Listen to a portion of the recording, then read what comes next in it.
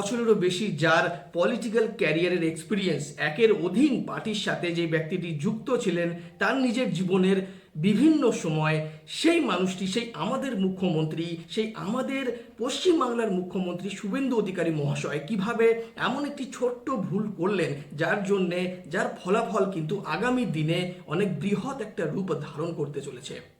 শুভেন্দু অধিকারী মহাশয় তার নিজের জীবন শুরু করেছিলেন কংগ্রেসের হাত ধরে তিনি কলেজে থাকাকালীন স্টুডেন্ট ইউনিয়ন করতেন এবং 1995 সালে তিনি কাঁথি মিউনিসিপ্যালিটির কাউন্সিলর পদে নিযুক্ত হলেন। এরপরে 1998 সালে তিনি মমতা ব্যানার্জির সাথে নতুন তৈরি তৃণমূল কংগ্রেসে যোগ দিলেন। এরপরে 2006 সালে তিনি এমএলএ পদে দক্ষিণ কাঁথির থেকে নিযুক্ত হলেন। তারপরে 2009-তে তিনি মেম্বার অফ পার্লামেন্ট, তামলুক এলাকার মেম্বার অফ পার্লামেন্ট হিসাবে নিযুক্ত হলেন। এরপরে যখন মমতা ব্যানার্জির সরকার এই পশ্চিমবাংলার রাজ্যে আসলো, তারপরে 2016-তে তিনি কিন্তু ক্যাবিনেট মিনিস্টার ছিলেন, পরিবহন ও সেচ দপ্তরের ভার তার হাতে ছিল। এরপরে আমরা যেটা দেখলাম 2020 সালে শুভেন্দু অধিকারী মহাশয় টিএমসি ছেড়ে বিজেপিতে যোগদান করলেন। আর বিজেপিতে যোগদান করার সাথে সাথেই কিন্তু টিএমসির দিন গোনা শুরু হয়ে গেল।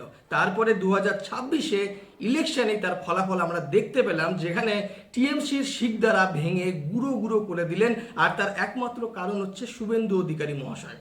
ভিডিওর শুরুতে আমি বলেছি ছোট্ট একটি ভুল পরবর্তীকালে যে কত বড় একটা রূপ ধারণ করতে পারে তার ছোট্ট একটা প্রমাণ আজকের বাংলার মা বোনেরা রাস্তায় নেমেছে, সরকারের বিরুদ্ধে প্রতিবাদ করছে।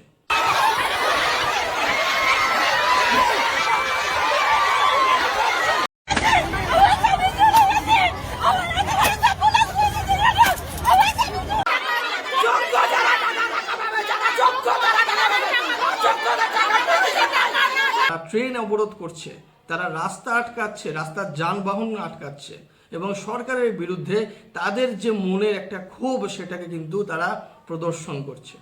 আজকের 3 মাস বয়স এই রাজ্য সরকারের, এই 3 মাসের মধ্যে কিন্তু রাজ্যে এরকম একটা অস্থির পরিস্থিতি তৈরি হয়েছে। তার প্রথম কারণ হচ্ছে মিথ্যা প্রতিশ্রুতি, অন্নপূর্ণা যোজনা এবং আয়ুষ্মান ভারত।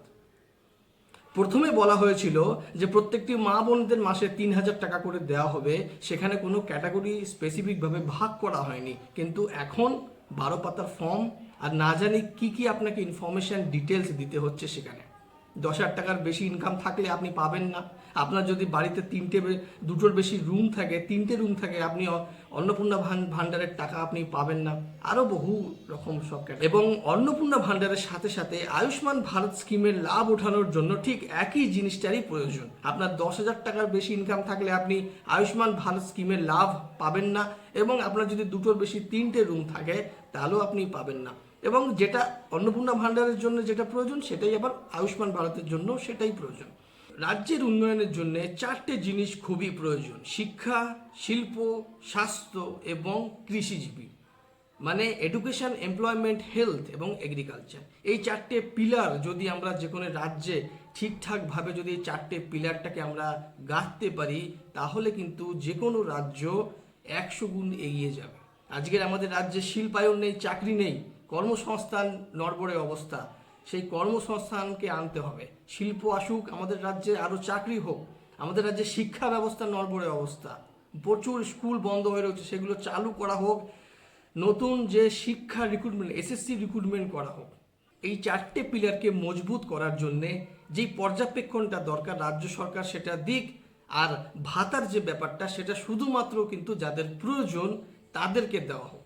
আমাদের পশ্চিমবঙ্গের সরকার যদি সচেতন না হয় তাহলে আগামী দিনে কিন্তু খুব ভয়াবহ একটা রূপ ধারণ করতে চলেছে। কারণ বাংলায় মা বোনেরা যদি ক্রুদ্ধ হয়ে যায়, তাদেরকে ঠেকানোর জন্যে না পুলিশ ডাকা যাবে, না মিলিটারি ডাকা যাবে। এরপরে বিচারটা আপনারাই করবেন।